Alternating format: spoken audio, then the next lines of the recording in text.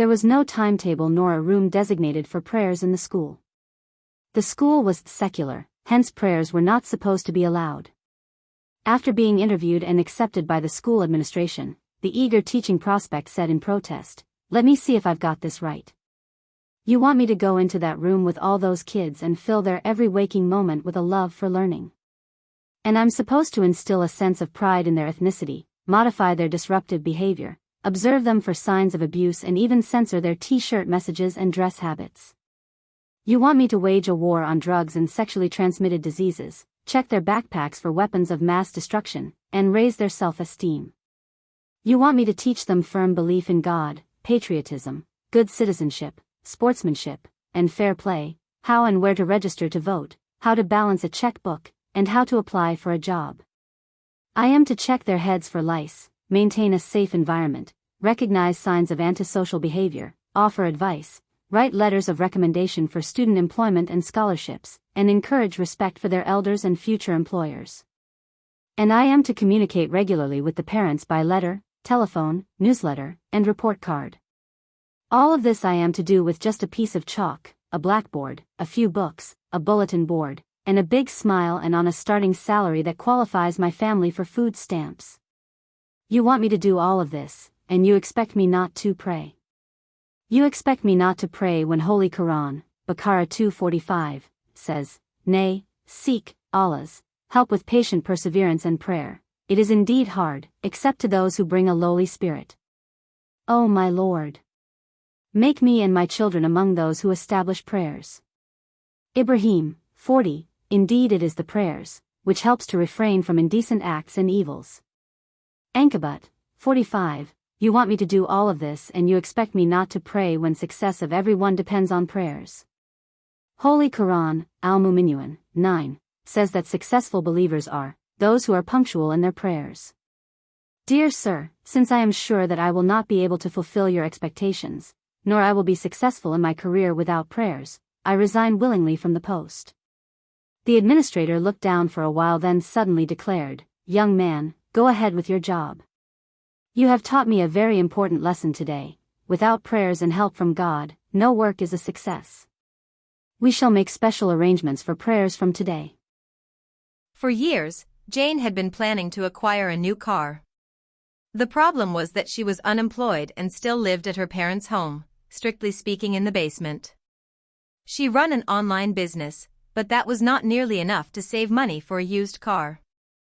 Her parents weren't interested in helping her, because they considered her old enough to earn her own money. With or without help, she needed that car. On Monday morning, Jane stood in the middle of an intersection and waved glossy pamphlets at cars. Jane was begging for money. However, at midday she met a neighbor who changed her life. The man felt sorry for her and gave her his old car. Lisa works in a fine dining restaurant in London. She just started 2 weeks ago. Most often she works in the kitchen, but when the restaurant is busy she must also help out as a waitress. The chef is well known and a celebrity, and today he will work in the kitchen himself. Dinner service has started and the first orders are coming in. The chef shouts at Lisa, "I need a simple salad, Lisa." Lisa immediately starts to work on it. First she cuts lettuce and then mixes the salad with sliced cucumbers. She also chops a tomato in 4 pieces, cuts an onion and a few olives into the salad. In the end, she mixes all the ingredients with olive oil, vinegar, salt and pepper. "The salad is ready," Lisa shouts out. The chef looks bewildered at the plate. "This is what you call a simple salad?" Next autumn, when you see geese heading south for the winter, flying in a V formation, you might consider what science has discovered as to why they fly that way.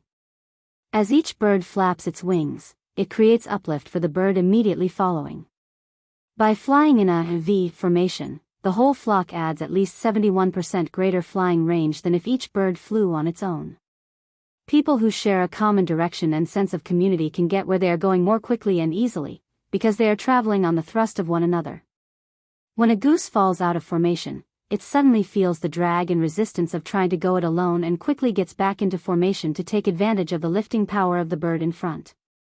If we have the sense of a goose, we will stay in formation with those people who are heading the same way we are. When the head goose gets tired, it rotates back in the wing and another goose flies point. It is sensible to take turns doing demanding jobs, whether with people or with geese flying south. Geese honk from behind to encourage those up front to keep up their speed. What message do we give when we honk from behind? Finally, and this is important, when a goose gets sick or is wounded by gunshot, and falls out of the formation, 2 other geese fall out with that goose and follow it down to lend help and protection. They stay with the fallen goose until it is able to fly or until it dies, and only then do they launch out on their own, or with another formation to catch up with their own group. If we have the sense of a goose, we will stand by each other like that.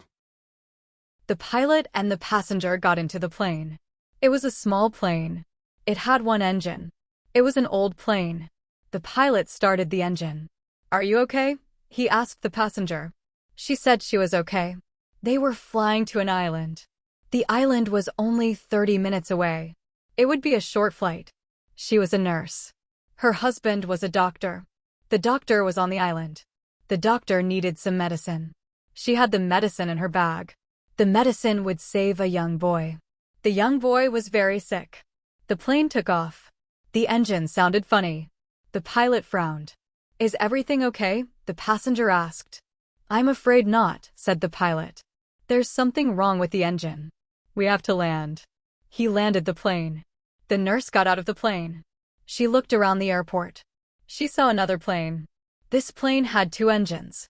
She walked over to the plane. "Is this a new plane or an old plane?" she asked the pilot.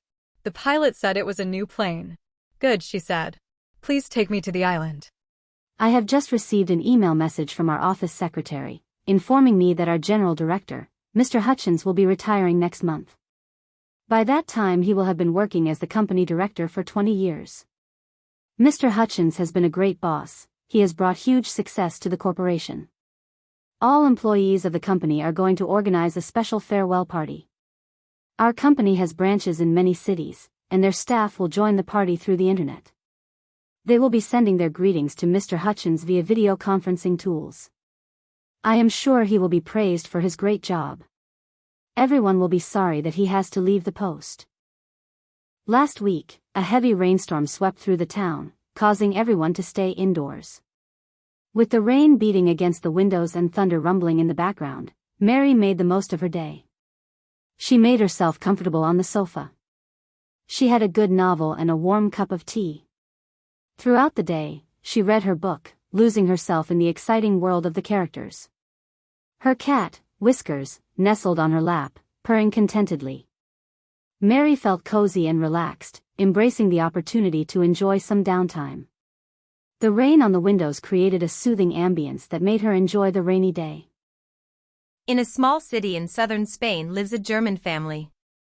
Ingo is 12 years old, Stephanie is 1 year younger. They are both intelligent children and also very modern. They love to play on the internet and are passionate video gamers. Their parents are both educationists. Their father works in the hospital and the mother is independent and has a small psychiatric office. It is Christmas time and Christmas songs are blasting out of the shops and supermarkets. Although the siblings are conservatively educated, they don't feel like Christmas.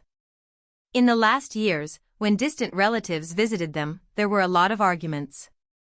Last weekend, on a Catholic holiday, a colleague of their father came for a visit. Anyhow, a dispute started. Seemingly, it was about church or religion. The siblings found out that their parents had the intention to go to the Christmas service in the church. An unfamiliar situation because usually the parents never go to church, except on Christmas though. However, their mother's opinion is that in a little town there is a lot of tattling and it would be better to adapt and to show up for Christmas at church. Furthermore, it confesses to be a good person. Stephanie and Ingo think differently though. At Christmas, the siblings want to stay at home. Ingo preferably wants to participate in a live game on the internet and Stephanie has got some duties to do on Facebook. A dispute arises. The parents blame the children to be badly educated and not having any manners. After the discussion, the parents are counseling. What shall they do? The mother has an idea. Why shouldn't they meet other psychiatrists at the office and talk about that with some colleagues? The parents have some telephone conversations, and in the evening the small group of pedagogues and psychiatrists meets for a change of views at the office. Ingo and Estefany are surprised, as their parents return from the meeting and explain that they don't have to go to church at Christmas. Estefany wants to know why the parents have changed their opinion. The mother answers that the colleagues had analyzed them and it turned out that both of them were just a tiny little bit sick, for their parents would be just a little religious, and religion fundamentally is a kind of brain disease. Once there was a king who told some of his workers to dig a pond. Once the pond was dug, the king made an announcement to his people saying that one person from each household has to bring a glass of milk during the night and pour it into the pond. So, the pond should be full of milk by the morning. After receiving the order, everyone went home. One man prepared to take the milk during the night. He thought that since everyone will bring milk, he could just hide a glass of water and pour inside the pond.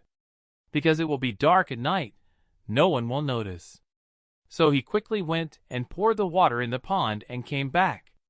In the morning, the king came to visit the pond, and to his surprise, the pond was only filled with water.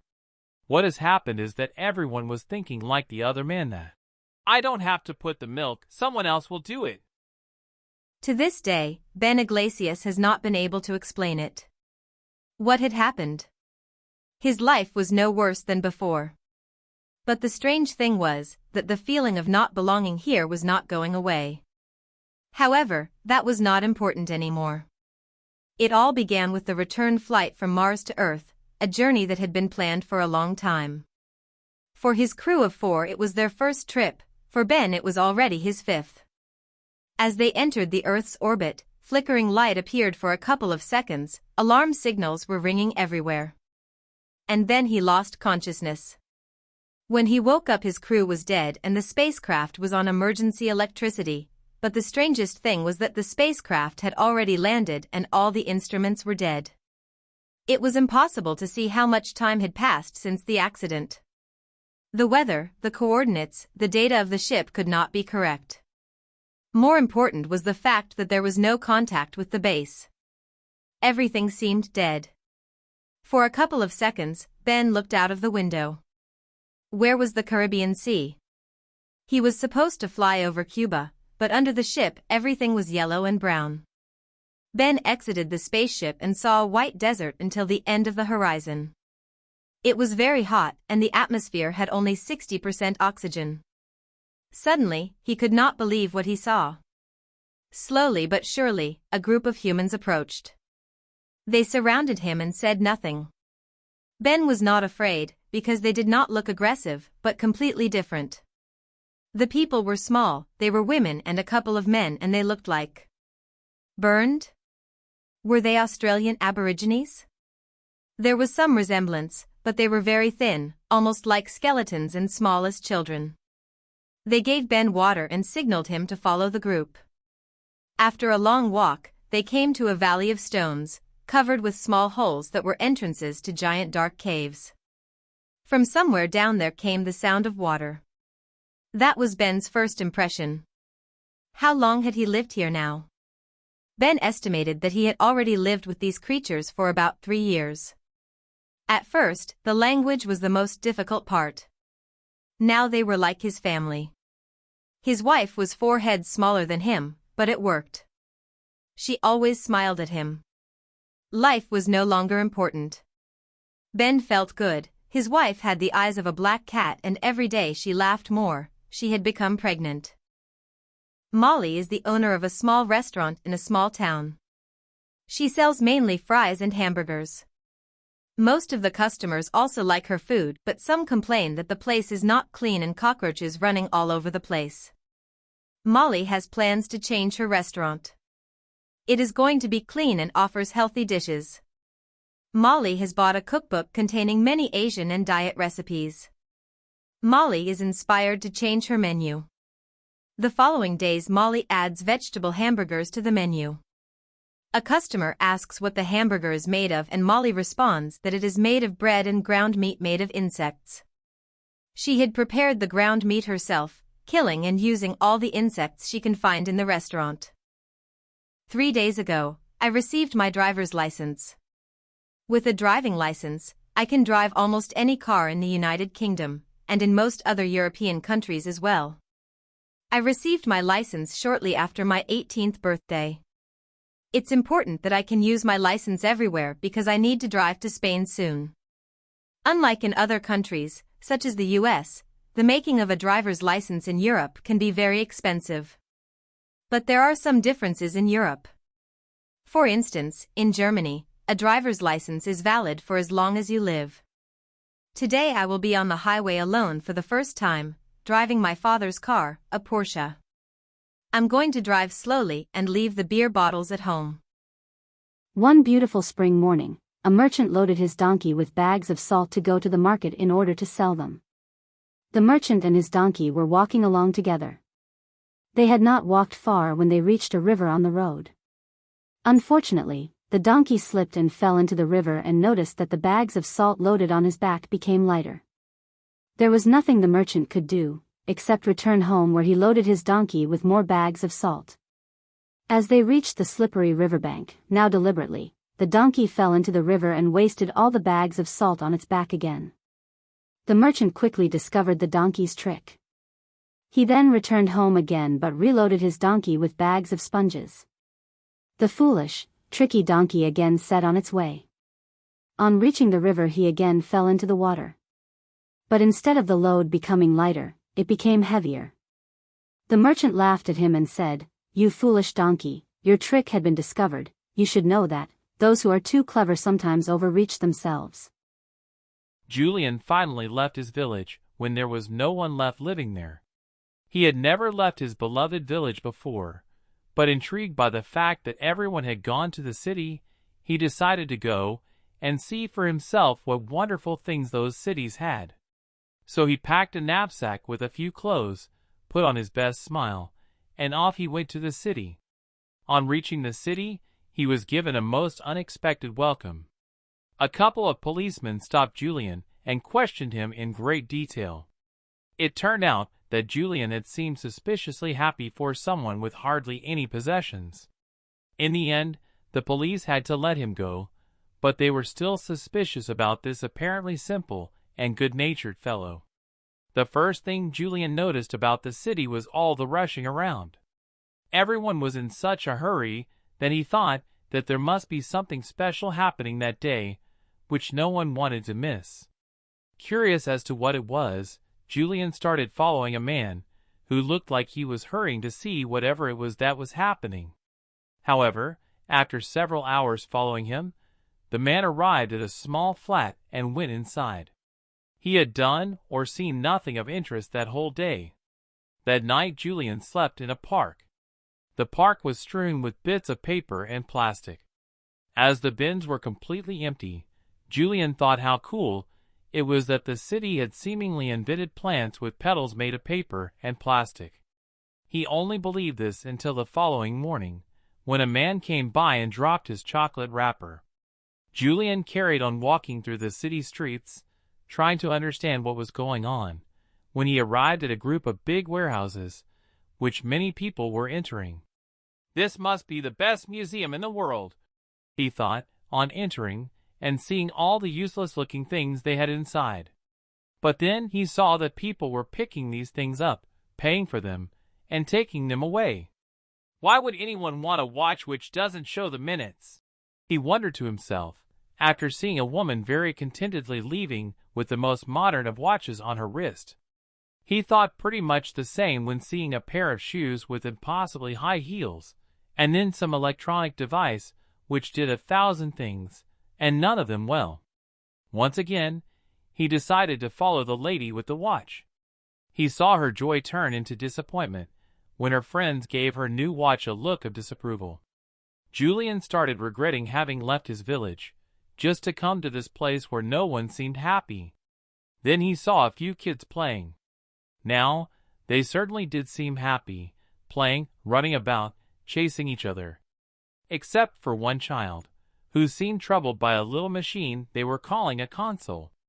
He was hitting it so hard with his fingers, and making all kinds of faces and angry gestures, that when one of the other children came over to invite him to play with them, the boy with the console just rudely walked away.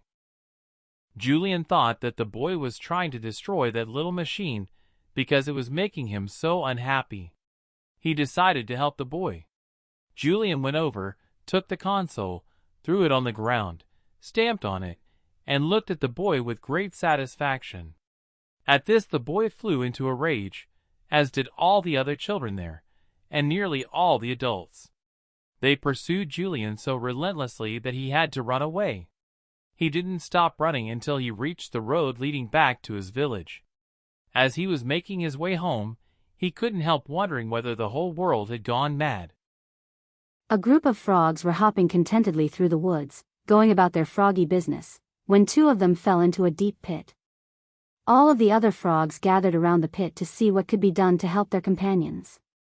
When they saw how deep the pit was, the rest of the dismayed group agreed that it was hopeless and told the two frogs in the pit that they should prepare themselves for their fate, because they were as good as dead. Unwilling to accept this terrible fate, the two frogs began to jump with all of their might. Some of the frogs shouted into the pit that it was hopeless, and that the two frogs wouldn't be in that situation if they had been more careful, more obedient to the froggy rules, and more responsible. The other frogs continued sorrowfully shouting that they should save their energy and give up, since they were already as good as dead. The two frogs continued jumping as hard as they could, and after several hours of desperate effort were quite weary. Finally, one of the frogs took heed to the calls of his fellows. Spent and disheartened, he quietly resolved himself to his fate, lay down at the bottom of the pit, and died as the others looked on in helpless grief. The other frog continued to jump with every ounce of energy he had, although his body was racked with pain and he was completely exhausted. His companions began anew, yelling for him to accept his fate, stop the pain and just die. The weary frog jumped harder and harder and, wonder of wonders, finally leapt so high that he sprang from the pit. Amazed, the other frogs celebrated his miraculous freedom and then gathering around him asked, "Why did you continue jumping when we told you it was impossible?" Reading their lips, the astonished frog explained to them that he was deaf, and that when he saw their gestures and shouting, he thought they were cheering him on. What he had perceived as encouragement inspired him to try harder and to succeed against all odds. This simple story contains a powerful lesson. Your encouraging words can lift someone up and help him or her make it through the day. Your destructive words can cause deep wounds. They may be the weapons that destroy someone's desire to continue trying, or even their life. Your destructive, careless word can diminish someone in the eyes of others, destroy their influence and have a lasting impact on the way others respond to them. Today was her lucky day. She was late for the bus. But the bus was late too. So she didn't miss her bus. She was late for work. But her boss was late too. So her boss didn't know that she was late. She didn't have any cash for lunch. But her friend had a 2-for-1 lunch coupon. So she got a free lunch. Her boss was feeling a little sick. He told everyone to take the afternoon off. She went to the park. A green piece of paper was under the park bench. She picked it up. It was a $5 bill. She looked around. Where did the money come from? There was no one around. She was the only one in the park. There were some birds and squirrels in the park. But this was not their money. This was her money. It was her lucky money. She went across the street to the liquor store. The lottery jackpot was worth $10 million. She bought 5 lottery tickets. She knew that one of them would be lucky. This was her lucky day. Matt, Sheila, we have a vacancy for a software engineer, and the best candidate is Amelia Hanks. She is serving a probation period now. What do you think about her? Sheila, yes, Matt, her CV looks good. I also saw her working with her colleagues. She seems like a good team player.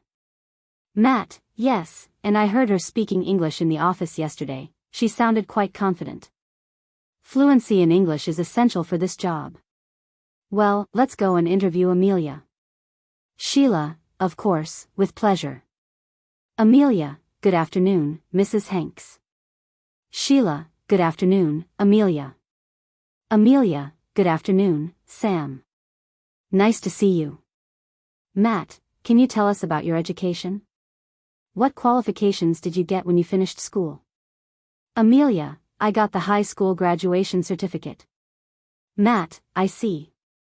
Where did you go then? Amelia, I went to the University of Zaragoza and got a bachelor's degree in computer studies.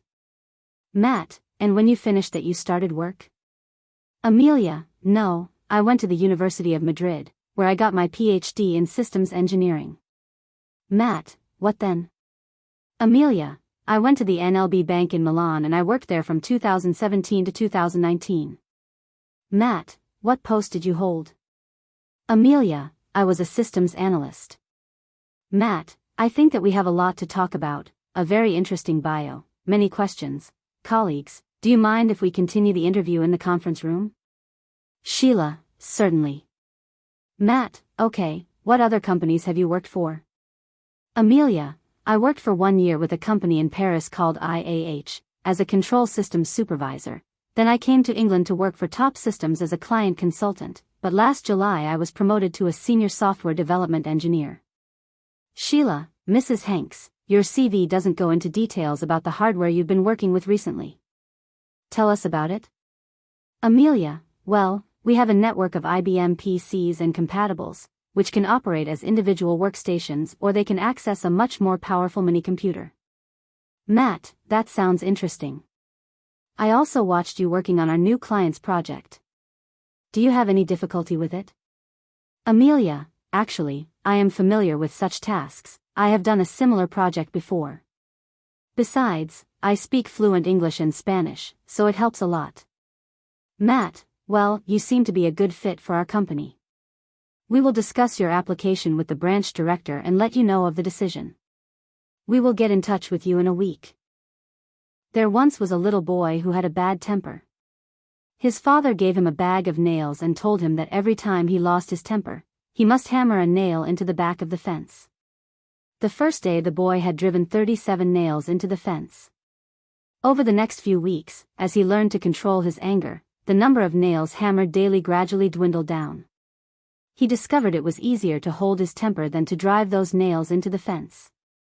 Finally the day came when the boy didn't lose his temper at all. He told his father about it and the father suggested that the boy now pull out 1 nail for each day that he was able to hold his temper. The day passed and the young boy was finally able to tell his father that all the nails were gone. The father took his son by the hand and led him to the fence. He said, "You have done well, my son, but look at the holes in the fence. The fence will never be the same. When you say things in anger, they leave a scar just like this one. You can put a knife in a man and draw it out. It won't matter how many times you say I'm sorry, the wound is still there. A verbal wound is as bad as a physical one. Friends and loved ones are a very rare jewel, indeed. They make you smile and encourage you to succeed. They lend an ear, they share a word of praise, and they always want to open their hearts to us. Water your relationships with kindness, and they will grow. So be careful, little lips, what you say. And you won't chase friendships away." Stephen is 15 years old. From Monday to Friday, he goes to school, and around 1 o'clock he takes the bus home. Usually, the bus is crowded with other students. Sometimes the elderly take the bus too, as many of them are just too old to drive a car. Stephen is a kind and compassionate young man.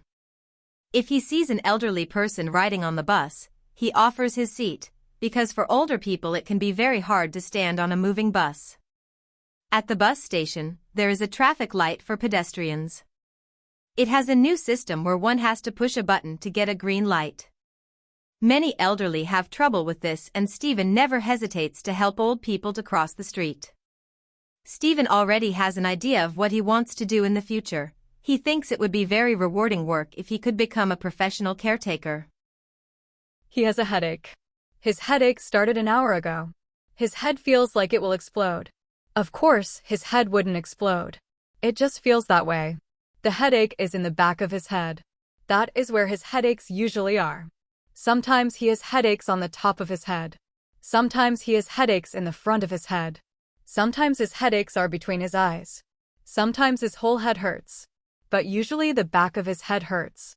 His headaches started while he was reading. Reading causes headaches for him. He hates his headaches, but he loves to read. He reads for only 15 minutes. Then he stops reading. He takes a break. If he reads for 16 minutes, he'll get a headache.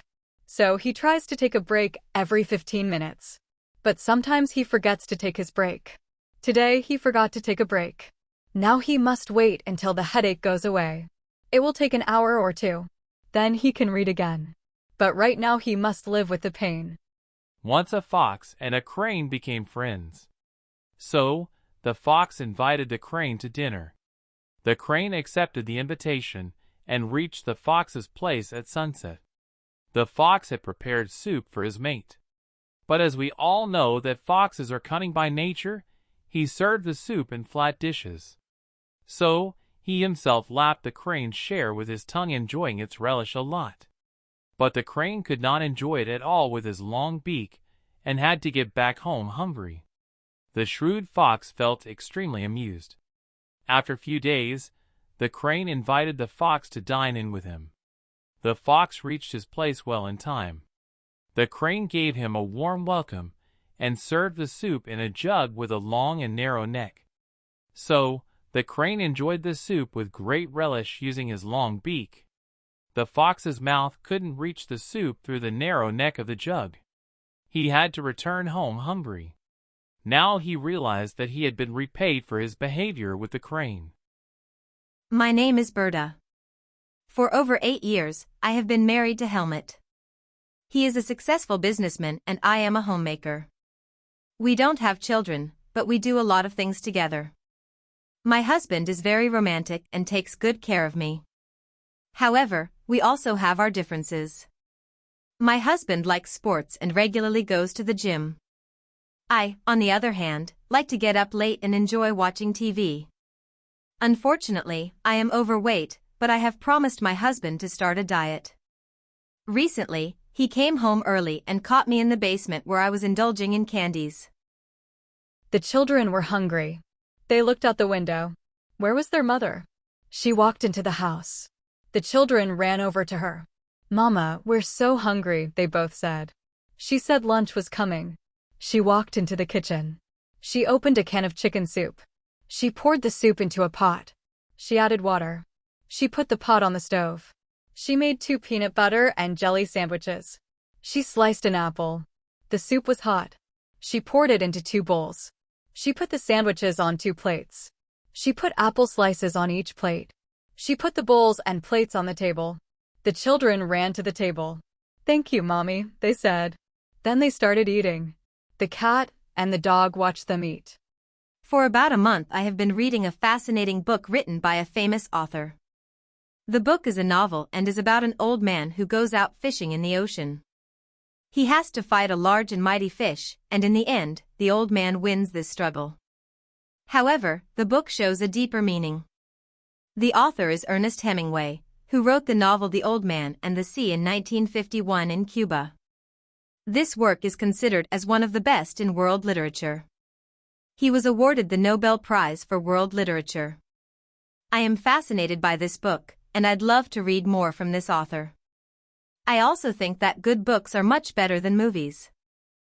There was once a boy who would never get dressed when his parents told him to, nor would he put on what they wanted him to after his bath.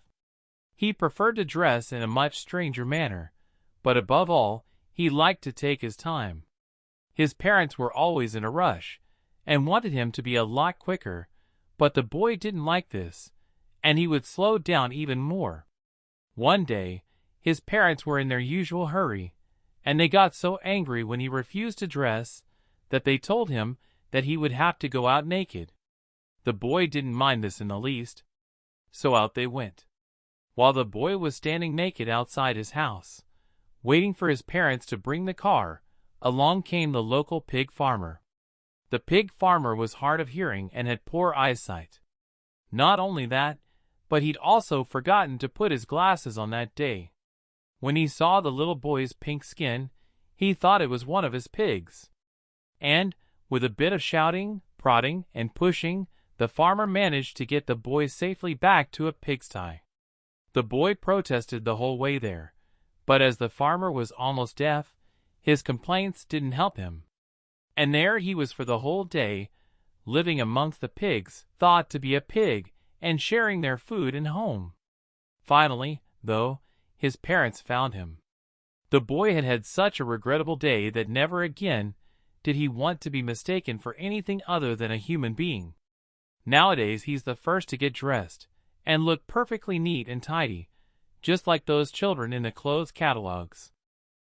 Last Saturday I was invited to a dinner party. The lady who was sitting next to me, Mrs. Rogers, didn't say a word at first. She was a large, unsmiling lady in a tight black dress. It seemed that she was willing to eat everything that she could see. She said, "Could you pass me the plate which is next to you, please?" I asked, "Which one? The one which contains yellow berries or the one with red apples?" "Both, and the big plate that is full of grapes, too," she answered. She was busy eating all evening and asking me to pass her all the dishes on the table. In the end, I tried to make conversation. I asked her whether she was enjoying the dinner. "Young man," she answered, "if you give me the cake that is in the middle of the table, I will enjoy the dinner even more." Today was quite a day at school. I started with math class, and our teacher gave us a challenging problem. I scratched my head at first, but then it clicked, and I felt like a genius. Next, we had English class, where we read a short story and shared our opinions. Some students were shy, but I joined in and even made my classmates laugh with a funny comment. During lunch, I played basketball with my friends. We ran around like there was no tomorrow, and I scored a goal that made everyone cheer. School days are sometimes tiring, but they are also exciting because you learn new things, meet friends, and experience little adventures every day. He had a blue car. He loved his blue car. It was dark blue. It had 4 doors. It was not a new car. It was an old car. But it had new tires. It had new black tires. All 4 tires were new. He felt safe with his new tires. They would not blow out. He could drive everywhere with his new tires. His car was dirty. He needed to wash it. The windows were dirty. The doors were dirty. The hood was dirty. The trunk was dirty. The bumpers were dirty. The tires weren't dirty. They were new tires. They were black and shiny. They looked good. He did not have to wash his tires. But he did have to wash his car. He put water into a bucket. He put a sponge into the bucket. He washed his car with a sponge. He dried his car with a towel. His car was shiny blue now. It looked like new. Now his old car was as shiny as his new tires. The police had been looking for the criminal for 6 months before they caught him. The operation involved detectives from several countries, as the suspect had been hiding in different cities. He was finally arrested in his summer house in Greece. The crime took place on Valentine's Day weekend, when $100 million worth of precious stones were stolen from the diamond center. Before the thief could get to the diamonds, he had somehow opened a thick steel door and had gone through motion and heat sensors. He had been trying to unseal high-tech combination locks for 10 minutes, before he managed to open the safe. The gangster also changed the tapes of the security cameras in the building to avoid being identified. However, he made one mistake. He left behind a half-eaten sandwich with DNA samples on it. This helped the police to identify him. Nevertheless, while the police were searching for him, he was able to commit another robbery. He had been visiting a huge bank as a customer for a few months. His aim was to befriend the bank staff, who believed he was a successful diamond trader.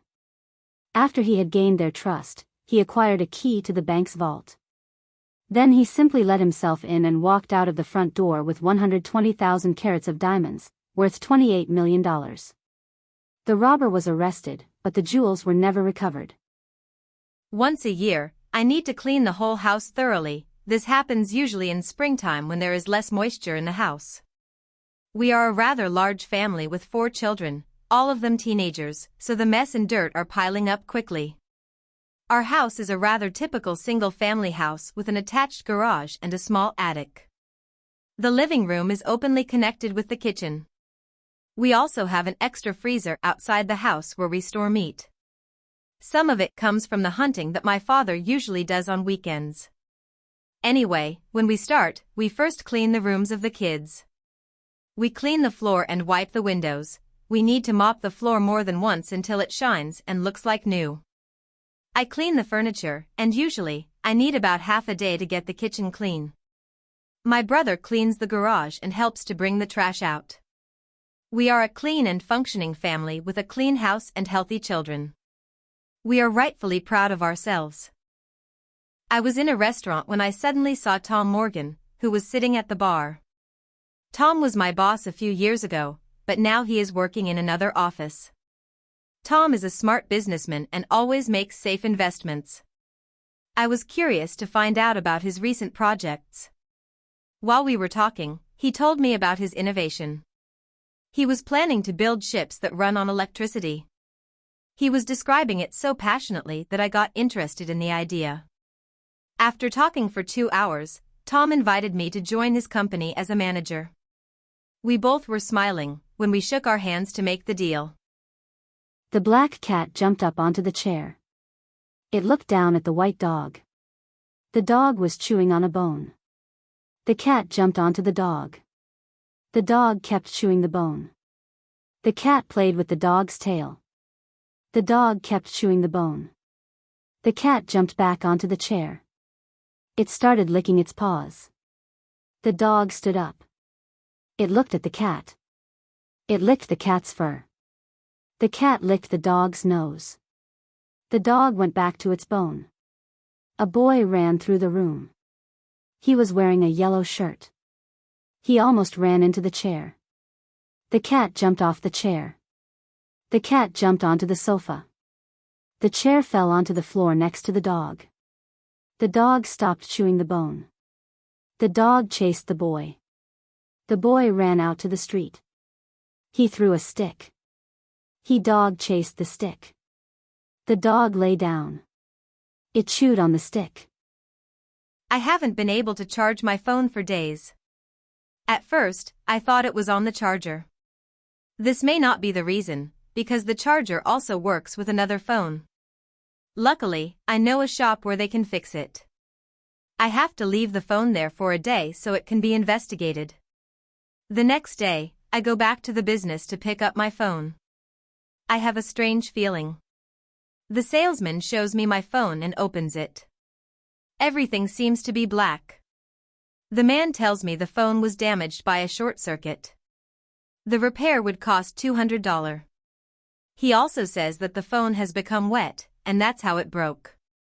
Today he has an offer for a new phone. The new phone costs only $300. I have no choice but to buy a new phone. I'm never going to use my phone in the bathtub again. There was a bus accident. The bus accident was near a dam. The bus ran off the road. The bus tipped over. 2 people died. 8 people were hurt. The bus driver was going too fast. The road is a 2-lane road. It is a narrow road. It isn't a wide road. The road is not straight. It bends a lot. It curves a lot. The road looks like a snake. The speed limit is 25 miles per hour. The bus was going 50 miles per hour. The passengers were afraid. The bus ran into a guardrail. Then the bus tipped over. Passengers yelled. Passengers screamed. Passengers fell down. Passengers fell on other passengers. Luggage flew through the air. Luggage hit people. Luggage hit people in the face. Sheikh Fath al-Mosali relates, once I saw a young boy walking through the jungle. It appeared as if he was uttering some words. I greeted him with salam and he replied accordingly. I inquired, where are you going? He retorted, to the house of Allah, Makkah. I further asked, what are you reciting? The Quran, he replied. I remarked, you are at a tenderage, it is not an obligation that you are required to fulfill.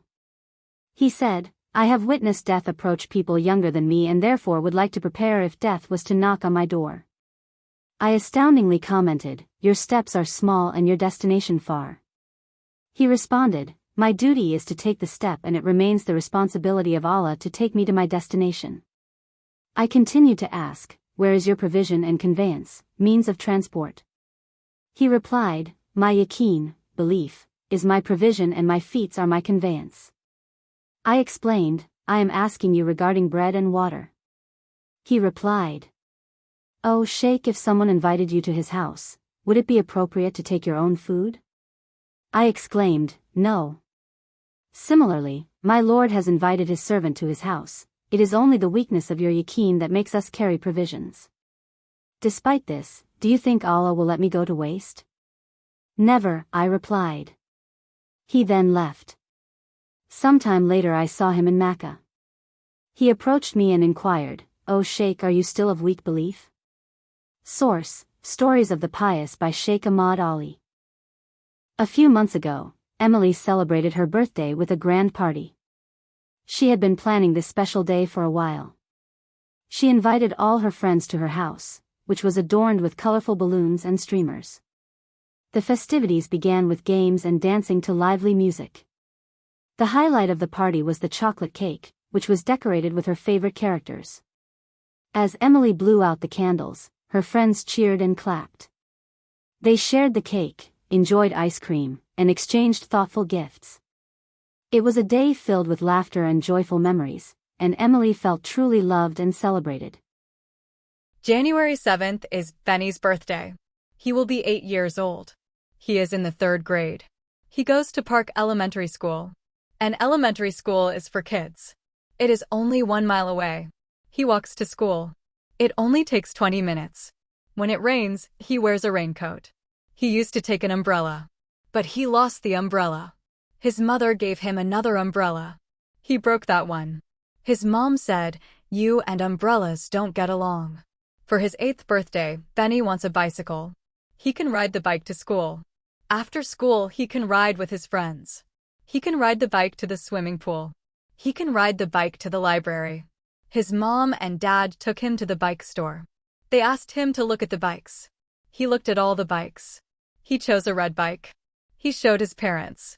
Dad said it cost too much. He told Benny to choose another bike. Benny chose a blue bike. Dad said the blue bike was the right price. The economy is bad. People are out of work. People are losing their jobs. People are getting laid off. People are getting fired. People want to work. But nobody is hiring workers. Nobody needs workers. Everyone has less money. Everyone is spending less. Everyone is buying less. Consumers are not buying anything extra. They're buying only what they need. They're not buying new cars. They're keeping their old cars. They're not buying new homes. They're staying in their old homes. They're not buying new clothes. They're wearing their old clothes. They're not taking vacations. They're staying home. They're not going to restaurants. They are doing things that are cheap. They go to the library. They go to the park. They go to the museum. They go to the beach. They stay home and watch TV. Life is hard. Life is tough.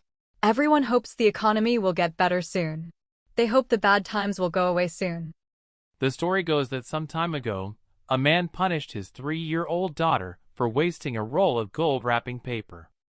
Money was tight, and he became infuriated when the child tried to decorate a box to put under the Christmas tree. Nevertheless, the little girl brought the gift to her father the next morning and said, "This is for you, Daddy." The man was embarrassed by his earlier overreaction, but his anger flared again when he found out the box was empty. He yelled at her, stating, "Don't you know, when you give someone a present, there is supposed to be something inside?" The little girl looked up at him with tears in her eyes and cried, "Oh, Daddy, it's not empty at all. I blew kisses into the box. They're all for you, Daddy." The father was crushed. He put his arms around his little girl, and he begged for her forgiveness. Only a short time later, an accident took the life of the child. It is also told that her father kept the gold box by his bed for many years, and, whenever he was discouraged, he would take out an imaginary kiss and remember the love of the child who had put it there. In a very real sense, each one of us, as human beings, have been given a gold container filled with unconditional love and kisses from our children, family members, friends, and God. There is simply no other possession anyone could hold more precious than this. The mother gave her baby a red apple. The baby tried to eat the apple. His mouth was too small. And he didn't have any teeth. His brother took the apple. His brother ate the apple. The baby cried. His brother gave the baby a blue ball to play with. The baby smiled. His brother took the ball from the baby. He rolled the ball on the floor. The brown and white dog picked up the ball. The dog chewed on the ball. The baby cried again. His brother picked up the cat. He put the cat on the bed with the baby. The baby pulled the cat's tail. The cat jumped off the bed. The dog chased the cat. The baby cried again. His brother let the baby hold a sock. The baby played with the sock. The baby was happy. The French parents of Nicole meant well with their daughter. They wanted to send her daughter as an au pair to England to learn English. An agency had organized accommodations for Nicole with an English family. The agency had charged the parents a lot of money for a 1-month stay, but it didn't matter since their daughter's education was most important. Nicole was excited because she had never been out of the county before, and she would love to learn a new language. It was August when Nicole traveled to England. However, when Nicole arrived, she was in for a nasty surprise. She was not allowed to make phone calls, and in the house, there was no internet. Therefore, Nicole had to go to the post office to send her parents a message. In the end, Nicole had returned to France before the parents could receive it. The parents were very happy to see their daughter again, and of course, they wanted to know if Nicole could speak fluent English by now. The daughter explained, "No, I have not learned English since the host family spoke more Hindu than English. They were immigrants from India. This means that the whole trip was in vain," stated the mother. "No, not at all," replied the daughter. "I now know what masala fish is." Dentists always ask questions when it is impossible for you to answer. Yesterday my dentist Dr. Smith pulled out one of my teeth and then began to ask me, "Do you like your new job in London, Alex? How is your wife? Have you already moved to the new apartment?" I tried to answer, but my mouth was full of cotton pads. I wasn't able to say anything. When the dentist finally removed the cotton pads from my mouth, I was ready to answer all his questions, but I saw that he was not interested and understood that he asked questions to distract me from pain. He looked at his watch. It was time for the bus. Where was the bus? He was at the bus stop. He stood up. He looked down the street. No bus. He looked up the street. No bus. Where in the world was the bus? It was time for the bus to arrive. He sat down on the bench. It was getting cold. The wind was blowing. He didn't have a jacket. He was wearing shorts. He was wearing flip-flops. His head was cold. His arms were cold. His legs were cold. His feet were cold. His toes were cold. His toes were turning blue. Where was the bus? He stood up again. He looked down the street. He saw the bus. It was coming. In a minute he would be on the warm bus. In a minute his nose would be warm. His hands would be warm. His whole body would be warm. How nice. The bus arrived. But it didn't stop. It kept going. It was the wrong bus. He looked at his watch again. Where was the bus? My work shift starts in 15 minutes. Before I get to my workplace, I like to stop at a local bakery to buy a sandwich. As I open the door, there is already a long line of customers. There are at least 8 people in front of me. They buy everything from cakes to fresh French bread. I have to be in the office in less than 10 minutes. Then comes my turn. Suddenly, an old man cuts the line directly in front of me. I say, "Excuse me, would you please stay in line?" The old man, as well as the sales clerk, is ignoring me. The old man is having a chat, and he wants to buy something that takes a long time to pack. I feel the heat rising in my head. I grab a cake and throw it into the face of the sales clerk. He drops to the ground while everybody screams and runs to the exit. Then I am alone. I take my sandwich and leave. Christmas markets invariably attract thousands of people.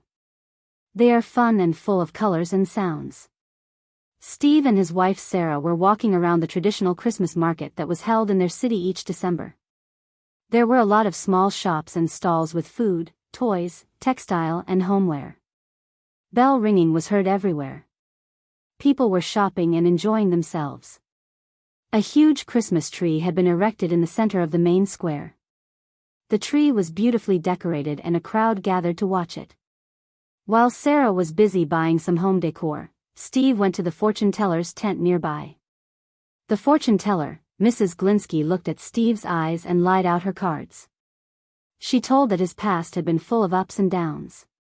When Steve asked what would happen in the future, Mrs. Glinsky looked at her mysterious ball and took the cards again, mumbling some strange words.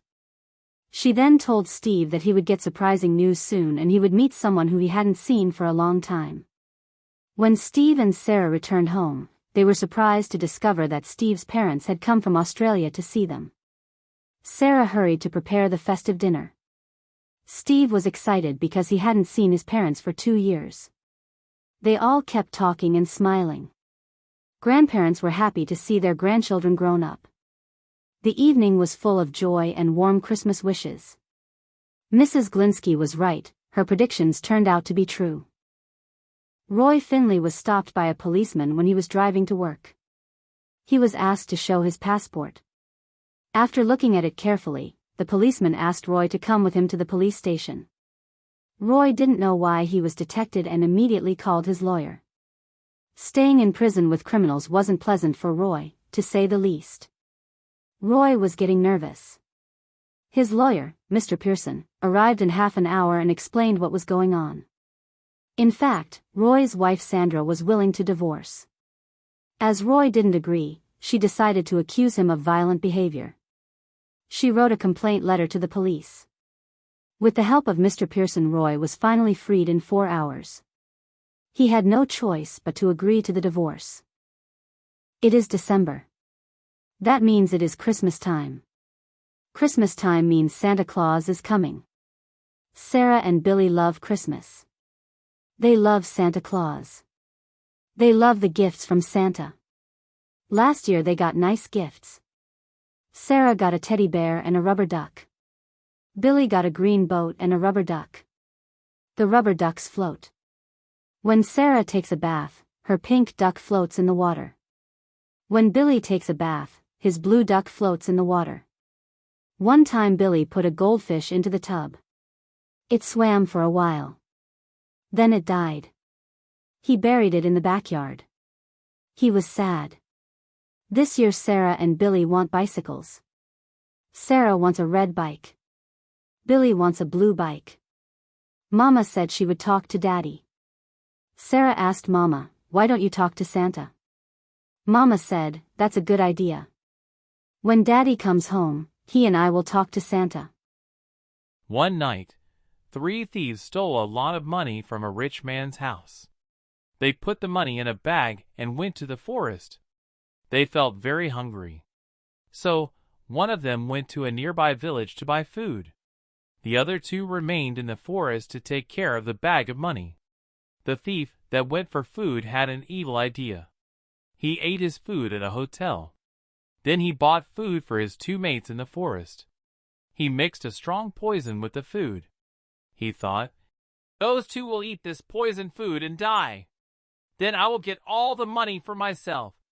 Meanwhile, the 2 wicked men in the forest decided to kill their mate on return.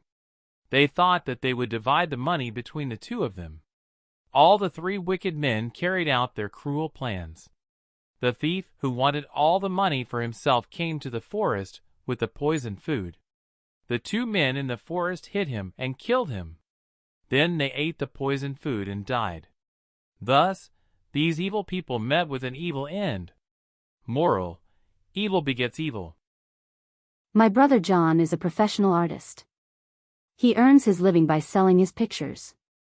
Sometimes he finishes a picture in just 3 days, but some of his pictures take much longer to be finished. He has been painting the portrait of his girlfriend Lisa for already 4 months and hasn't finished it yet. Lisa is getting impatient. She says that she has been waiting for such a long time to see the final picture. She is also very tired because John keeps asking her to pose for the portrait. It means she has to sit still, without moving, for long hours. John has painted her face, but her long blonde hair is difficult to paint. He needs more time and says the picture will be ready in 2 weeks. It will cost more than $10,000. She takes her shopping list and goes to the grocery store. The store is big and has many shelves. Anna picks up vegetables like carrots, tomatoes, and potatoes. She also buys bread and cheese. Do we need milk? She thinks. Yes, I will buy some. At the checkout, the cashier asks, do you have a loyalty card? Anna says, no, thank you. She pays with cash and gets her change. Anna carries the bags home. She feels happy because she bought everything on her list. At home, she cooks dinner for her family. Mr. Meyer is a public accountant but works in a large insurance company. He has an excellent reputation for being reliable and having a high work ethic.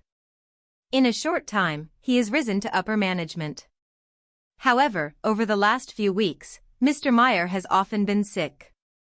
It also seems he is not very focused, with his colleagues saying that he is distracted by something. Mr. Meyer actually has a secret. For some time he has been engaged to his new girlfriend, but the real secret is that he met her on the street. The first time he met her, he paid for her time. One day he tells his colleagues that he plans to marry his fiancée. One of his colleagues has always been suspicious and envious of him. After some research on the internet, he finds out that Mr. Meyer's fiancée has a questionable past. He reports his findings to the directors. They give Mr. Meyer a choice. He can keep his job, but he must not marry that woman, or he must leave the company. Mr. Meyer is desperate. Should he marry the woman or keep his job? Eventually, Mr. Meyer tells his bosses, I will marry. But I am not going to marry the woman. I will instead marry my office if you give me a lifetime contract. When the ambassador came back home, his wife got a shock. He looked pale and his clothes were in a frightful state. How did your clothes get into such a mess? I want you to explain what has happened, she asked in a commanding voice. The ambassador started making up a story. You know, I was in my office as usual, when I noticed an air balloon making circles round the embassy and its territory. I could make out 2 men in the basket under the balloon and one of them was holding a pair of binoculars. I thought they were spies and got very angry. I took my license gun and climbed up to the roof of our 6-story building. I fired a shot. The ambassador paused for a moment, as if trying to remember what happened next. And then went on. The basket landed onto the roof. To my surprise, the 2 men were my assistants, those fools, Horst and Max. Yet, the ambassador's wife couldn't understand why his clothes were so dirty. How can you explain that? I would like you to tell the truth, she asked. He didn't hesitate to answer, oh, you know, the balloon was on fire. Trying to put it out, Horst aimed the fire extinguisher on me. I didn't expect him to do so. You must definitely fire both guys. They caused too much trouble, was his wife's verdict. It was clear that the ambassador did not tell the truth. His wife never discovered what had happened in reality. Presenter, today in our studio we talked to the famous film director Ken Mills. Hello, Ken, I would like to ask you about your plans for the future. Are you going to film a new movie? Ken, actually, I have already made a new movie. I am going to release it next month. Presenter, oh, what a surprise. That is sensational news. Are you going to share the plot with our audience? Ken, I can only say that it's a fantasy, similar to Lords of the Rings. Presenter, what are you going to do after the release? Ken, I am going to retire. I feel very tired and I don't think I will be able to produce movies any longer. Presenter, oh, that's such sad news. I am sure it will disappoint all your fans. Olivia, a 50-year-old widowed lady, has never expected that her life could change so dramatically, when she decided to sell the old estate of her husband's parents. It was full of antique furniture and pottery, which she carefully packed and brought to a reputable auction house. All the artifacts were examined by Mr. Martens, an auctioneer expert, and none of them was valued at more than €8,000. The last ones were 2 porcelain vases. As there were no stamps on them, Mr. Martins didn't know whether they were old or not. Olivia saw that he was confused. He must be trying to guess how old the vases are, she thought. After a while, Mr. Martins said, the vases might have been produced in the 20th century. They are decorative pieces and are worth €2,000 each. Olivia took some time to think it over and in the afternoon called Mr. Martins and agreed to the price. However, when the vases were brought into the auction room, the buyers started frantic bidding. The bids were increasing at a fantastic speed, €100,000, €200,000, €500,000, when someone shouted, 2 million. Mr. Martins was shocked. These people must have gone mad. They can't be serious, it's an unrealistic price. In fact, the vases turned out to be rare antique objects, which dated back to the 18th century. Mr. Martins made a mistake when pricing them. Olivia couldn't believe it was happening to her. It can't be true. The expert must have made a huge mistake. I am so rich. The tree was full of red apples. The farmer was riding his brown horse. He stopped under the tree. He reached out and picked an apple off a branch. He bit into the raw apple. He enjoyed the apple. His horse turned its head to look at him. The farmer picked another apple off the tree. He gave it to the horse. The horse ate the raw apple. The horse enjoyed the apple. The farmer put a dozen apples into a bag. He rode the horse back home. He put the horse in the barn. He walked into his house. The cat rubbed up against his leg. He gave the cat a bowl of warm milk. He sat down on the sofa. He opened a book to read. His wife came home. She cooked the raw apples. She made an apple pie. They ate bread and hot soup for dinner. They enjoyed the bread and soup. They had hot apple pie for dessert. They both enjoyed the apple pie. Sakaki was a skilled artist and artisan. With great expertise and interest, he made such a nice and beautiful inkpot that it could be presented to the king. He expected that, appreciating his artistic skill, the king would encourage him as far as possible. So, with countless hopes and thousands of desires, he presented that inkpot to the king. In the beginning the king was very impressed by his artistic skill, but afterwards an unpleasant event occurred that caused an extraordinary change in Sakaki's life and way of thinking.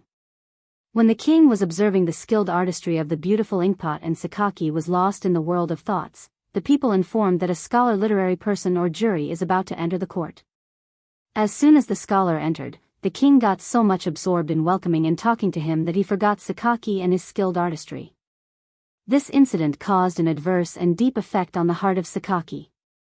He realized that now he would not receive the encouragement he had expected and all his desires and hopes are useless now. But Sakaki's high-spirited mind did not allow him to be in peace, so he started thinking as to what should he do.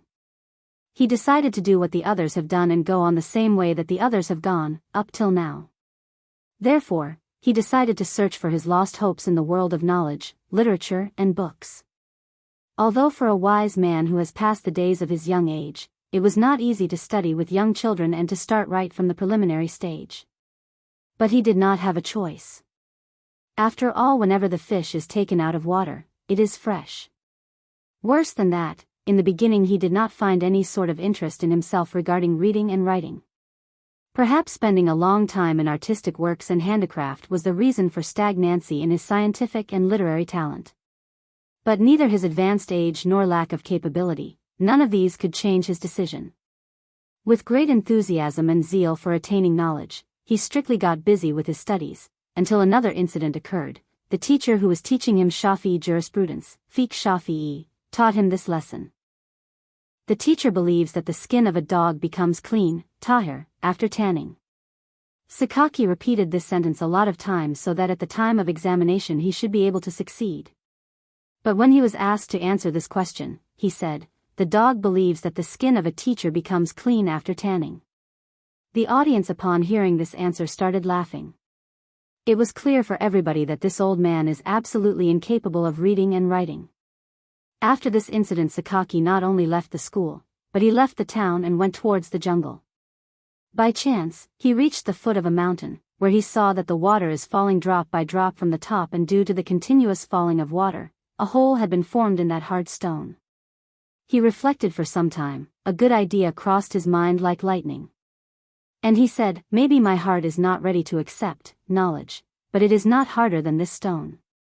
It is impossible that continuous studying and hard work would be ineffective. Therefore, he came back, and with hard work, he got busy in the attainment of knowledge. As a result, he was reckoned as one of the popular scholars of his time. You never be too old to learn something new. Mr. Schmidt is a businessman. He owns a small restaurant at a railway station and sells fish and chips there.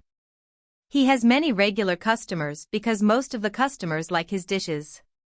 In the after-work hours, he frequently goes to a spa to calm down and relax. Some time ago Mr. Schmidt went again to the sauna. Actually, it is spa facility with a steam sauna and Turkish bath which can be found in most of the major cities. They are furnished with several saunas and a swimming pool. That day the temperature of the herbal sauna seemed to be especially high. Mr. Schmidt had already been seating and sweating on the sauna bench when the door opened. A man came in. Mr. Schmidt recognized him immediately. It was a customer. However, he didn't like this customer. Once the customer had denounced him because he thought that the restaurant was dirty. The other man also recognized Mr. Schmidt. The man smiled. Good evening, Mr. Schmidt, how are you? Everything is well, thank you, answered Mr. Schmidt. Sweating cleans the body, said the man. Mr. Schmidt had enough for the day and left the sauna. He went for a shower. This time Mr. Schmidt took a long shower, because he had gotten annoyed by the man. After the shower Mr. Schmidt went into the changing room, a big room with many lockers. The towels were hanging on a hook. Mr. Smith toweled himself. The towel was wet but he felt better now. Mr. Smith left slowly the sauna area. The client he met in the sauna was standing outside at the door. The man looked at Mr. Schmidt and smiled. Excuse me, Mr. Schmidt, but you have used and taken my towel. Mr. Schmidt shook his head. No, I don't think so. Please have a look at your bag, said the man. Mr. Schmidt opened his bag and pulled the towel out. The other man still smiled. Look here, in the corner of the towel I have written some letters with a black pen. Asked Mr. Schmidt. That's me, said the man. Mr. Schmidt gave the towel back to the man. He never returned to the sauna. Jane, oh. What's the matter? What's wrong, Leo? Leo, I slipped and fell down. Jane, have you hurt yourself? Leo, yes, I have. I think I've hurt my leg. And I've lost my glasses. Jane, try and stand up. Can you stand up? Here. Let me help you. Leo, I am sorry, Jane, I am afraid that I can't get up. Jane, I think you should see the doctor. I'll phone Dr. Morgan. I am sure he will come in 10 minutes. Leo, don't worry, Jane. Everything will be all right. Jane, yes, you will be fine, but only if you follow the doctor's advice. Nowadays many people drink too much alcohol. Worldwide there are millions of alcoholics. That is why many people die of alcohol-related diseases such as cirrhosis. However, it seems everyone drinks alcohol in one way or another. It is socially acceptable, so the question is, how harmful can alcohol really be? Most doctors and experts agree that it is the daily amount that makes the most difference. Too much alcohol can damage many organs, especially the brain, the stomach, and the intestines. There are also many reasons why someone can become an alcoholic. Psychologists have found out that one of the main reasons someone grabs a bottle is loneliness and frustration. Defeating addiction can be very difficult, but it is also not impossible either.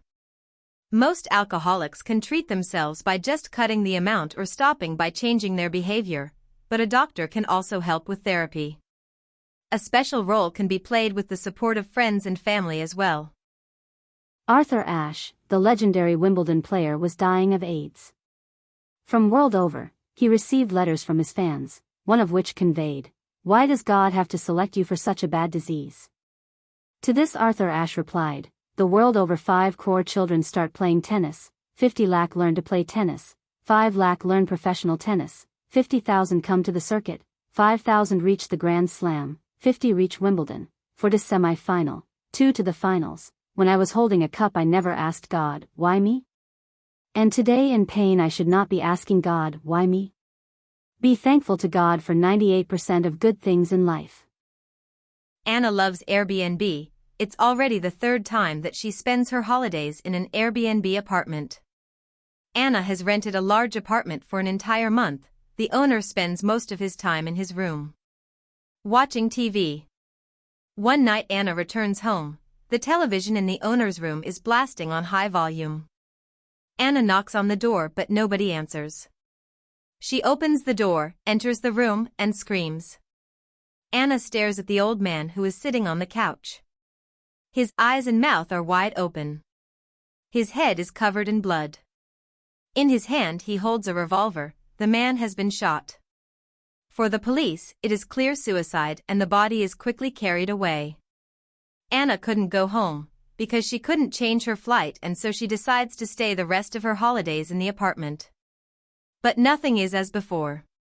Anna cannot sleep at night. To find sleep, Anna smokes a joint before going to bed. One night she wakes up, she sees a large shadow approaching her bed. Anna can't move nor scream.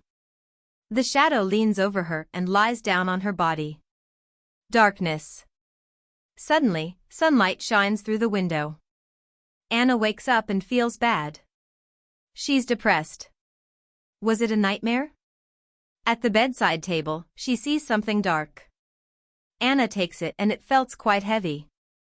Now she's recognizing it. It is the old man's revolver. Next year our country will host the World Cup for the first time. The World Cup is an international football championship, where teams from all countries compete with each other for the first prize. The winner of the World Cup will receive a $50 million money prize. As a great many people will be visiting the country, the government will be building 7 stadiums for the World Cup finals, a new airport, and about 100 new hotels. An entire new city will be built around the stadium which will host the final match. Also, they will be constructing a series of new roads and a new metro system, which will take you almost anywhere in the city in no time at all. The famous architect Ken Russell has designed fantastic modern buildings, many of which are skyscrapers. Everybody will be watching anxiously as the new buildings go up. We are all very excited and are looking forward to the World Cup because it has never been held before in this country. As a young man, Andy landed on the Isle of Capri and was immediately taken by its beautiful hills and mountains. The young female tour guide Gina couldn't stop Andy from climbing the mountain. "What an amazing place. I wish I could live here," exclaimed Andy. He decided to build a house on top of the cliff. Gina was trying to talk him out of doing so.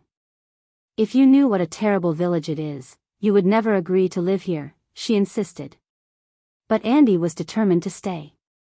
He had designed his new house and had made all the necessary instructions to workers, before he returned to his northern home country. Though it was summer, it was constantly raining in his native city. If the weather wasn't so awful, it would be such a lovely city, he thought. And he dreamt of returning to Italy. When he finally arrived in Capri, he discovered that his house had already been constructed. It was an impressive temple with sunny terraces surrounded by a magnificent garden. The garden was a perfect home for Andy's pets. He was an animal lover and kept pets as diverse as an owl and a parrot, as well as many types of dog. Andy had hardly had time to settle down, when the war in his country started. He was conscripted into the army and served in the military air service. "I hate this war. If it hadn't started I wouldn't have left my beloved village. I wish I could return home to my pets," he once confessed to his fellow pilots. Fortunately, he was able to return home quite soon and lived in his gorgeous villa ever since. It's a windy day. The wind is blowing hard. Paper is blowing everywhere. The wind blew the man's hat off. It blew the woman's hat off. It blew a bird off the telephone wire. The other birds laughed. The wind keeps blowing. The trees are bending over. The people outside are bending over. The wind makes it hard to walk. The wind makes it hard to drive. The big trucks have to pull over. They have to stop on the side of the freeway. One driver did not stop. He was in a hurry. The wind blew his truck over. The big truck is on its side. The wheels are spinning in the wind. The driver was not hurt. He is waiting for a crane. The crane will pick up the truck. The crane will put the truck on its wheels again. The driver learned his lesson. He will never drive in the wind again. The wind makes it hard to fly too. Pilots know the wind is dangerous. They do not fly their small planes in windy weather. They do not want to crash into the ground. A crash will kill them. They sit at the airport. They drink coffee. They wait for the wind to die down. The following scene took place on a BA flight between Johannesburg and London.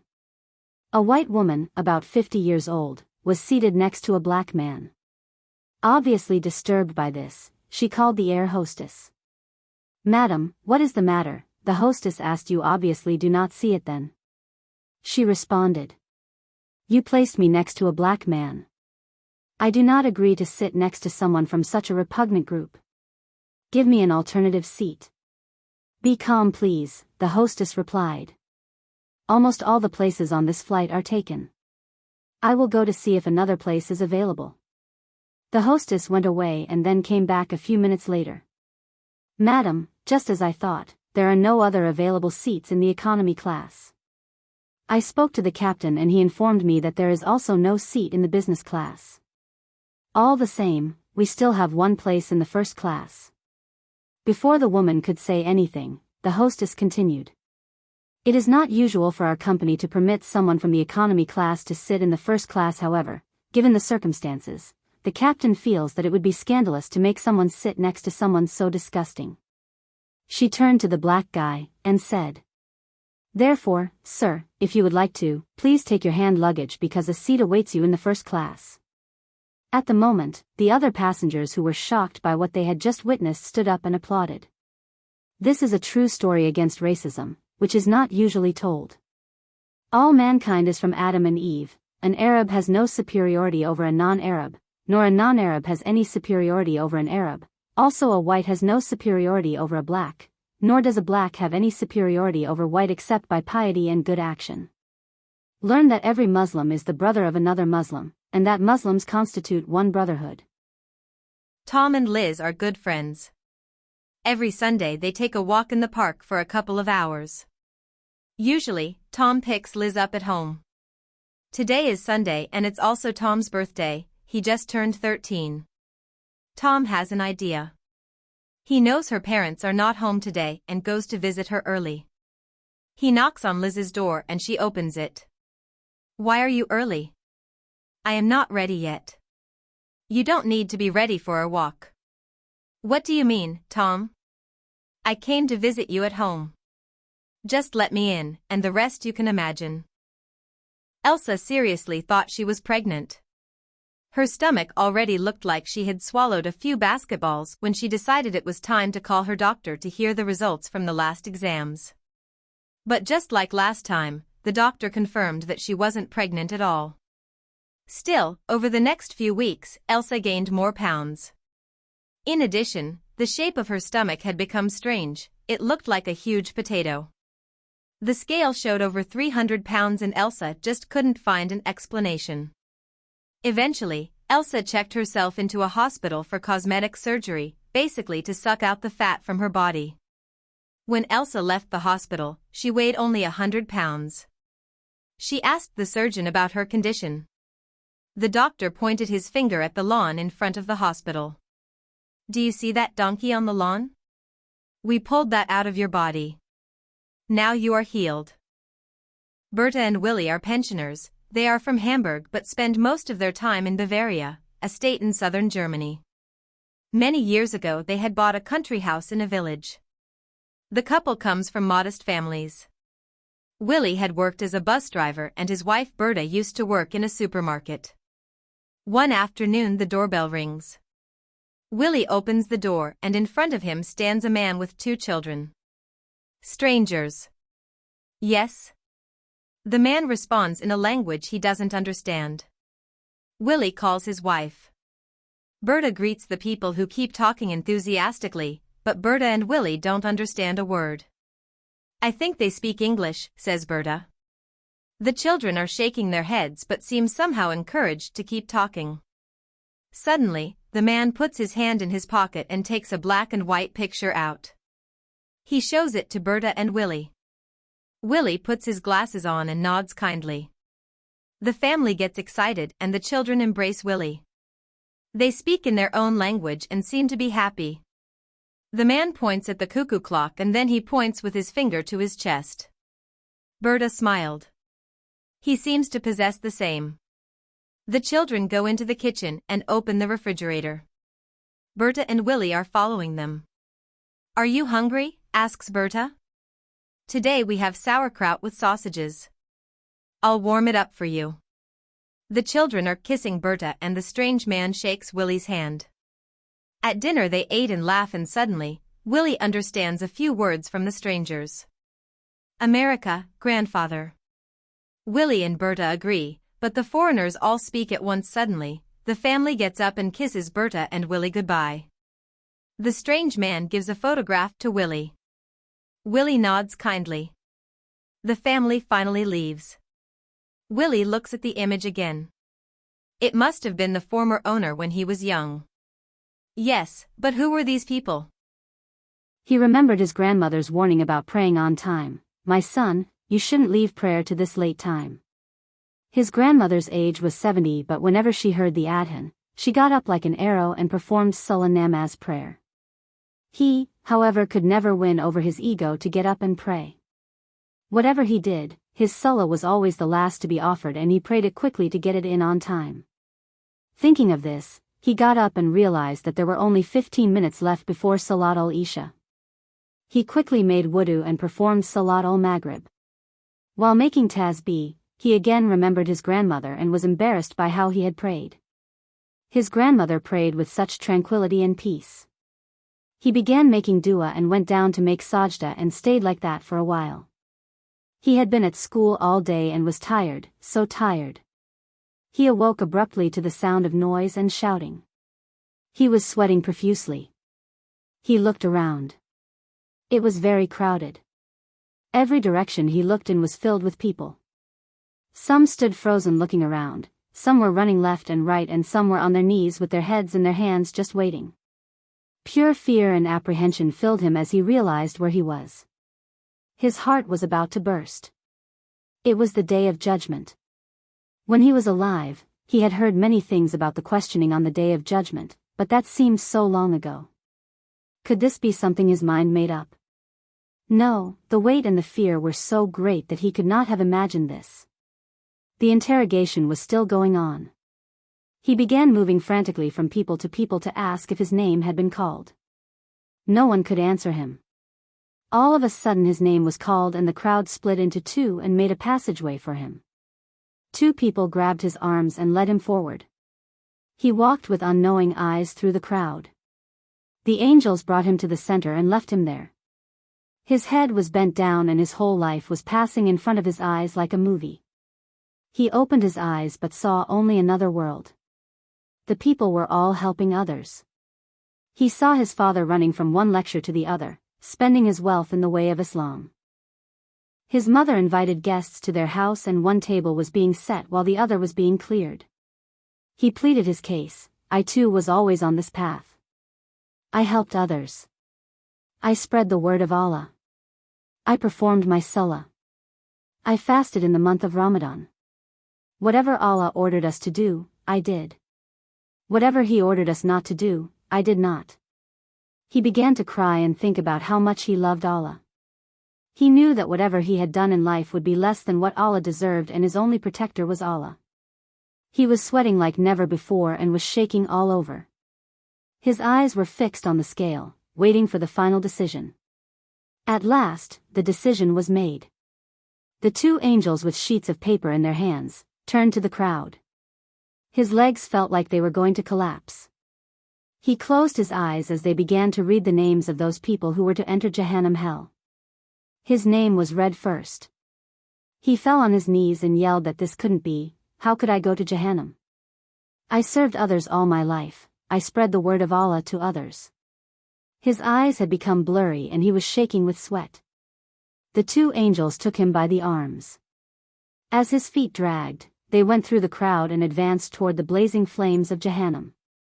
He was yelling and wondered if there was any person who was going to help him.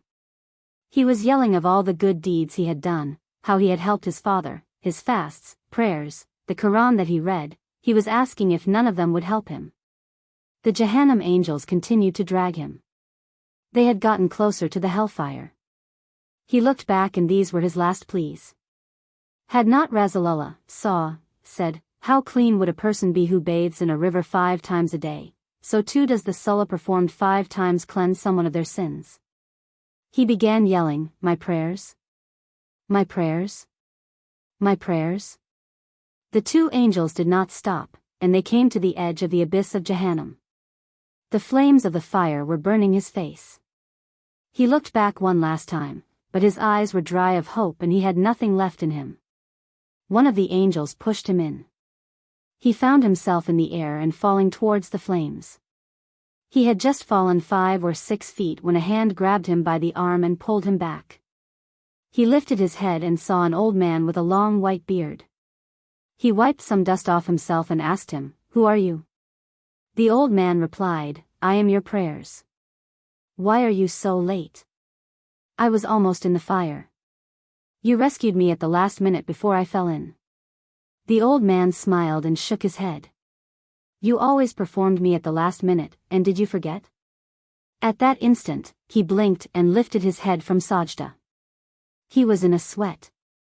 He listened to the voices coming from outside. He heard the adhan for Salat al-Isha. He got up quickly and went to perform wudu. Say your prayers before prayers for you are said. Namaz par is say peli ku teri namaz par hai jay. Yesterday, I went to the market with my mother. The market was bustling with people, colorful fruits, vegetables, and the smell of fresh bread everywhere. I helped my mother carry the shopping bags and learned how to pick the ripest tomatoes and juiciest oranges. I also ran into our friendly neighbor, Mrs. Lee, who shared some tips for cooking a great vegetable stew. Going to the market is always a little adventure. You meet new people, discover new foods, and sometimes even learn a thing or two about life. By the time we returned home, we had everything we needed, and I felt proud to have helped my mother. Small tasks like this can make your day feel fulfilling.